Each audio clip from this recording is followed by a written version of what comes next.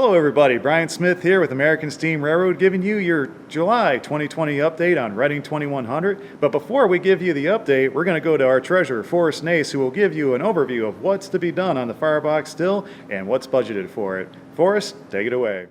Thank you, Brian. Well, everybody, we are just $18,732 away from doing a hydro test on the 2100 here. Let's take a look at how that cost breaks down. One of the items we need to do is lay a bead of weld down the inner side sheet here onto the mud ring, which will be $900.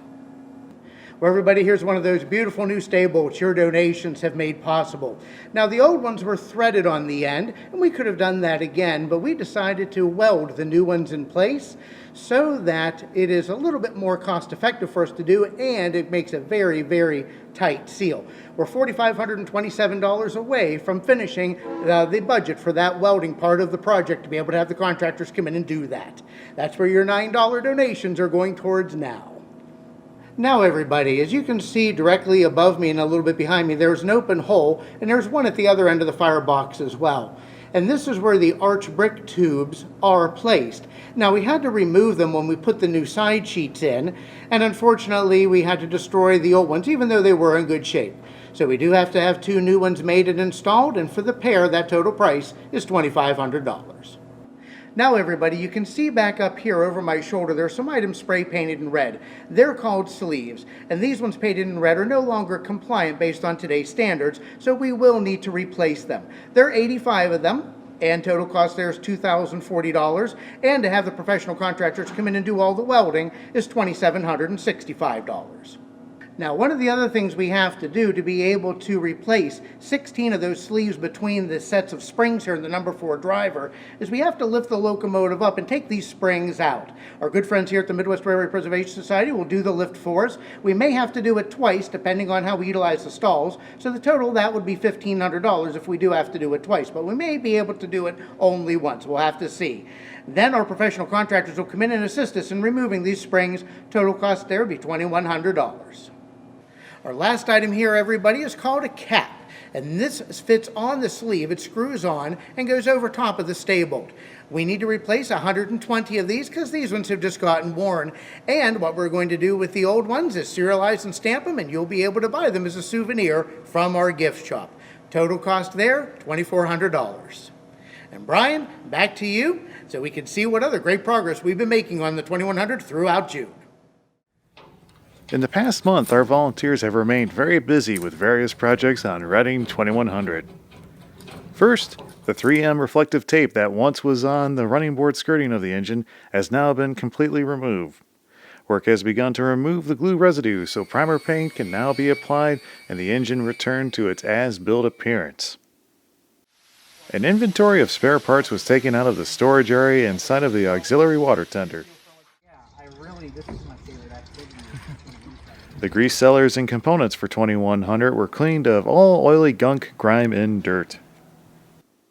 The steel apron that sits between the locomotive and tender was cleaned and painted. A water pipe from the tender to the engine that had suffered freeze damage is now being prepared to be fixed by brazing.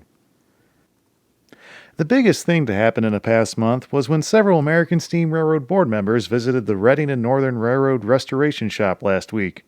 We were allowed to visit their shop and inspect a restoration on sister engine number 2102. Much to our delight, when we first got there, the steam crew presented us with a fire door casting, which will help us in our progress to convert the 2100 back to coal. We'd like to extend a big thank you to Andy Moeller and the team at the Reading and Northern for this donation, along with allowing us to spend almost an entire day answering our questions about 2102's rebuild and giving us a lot of great advice.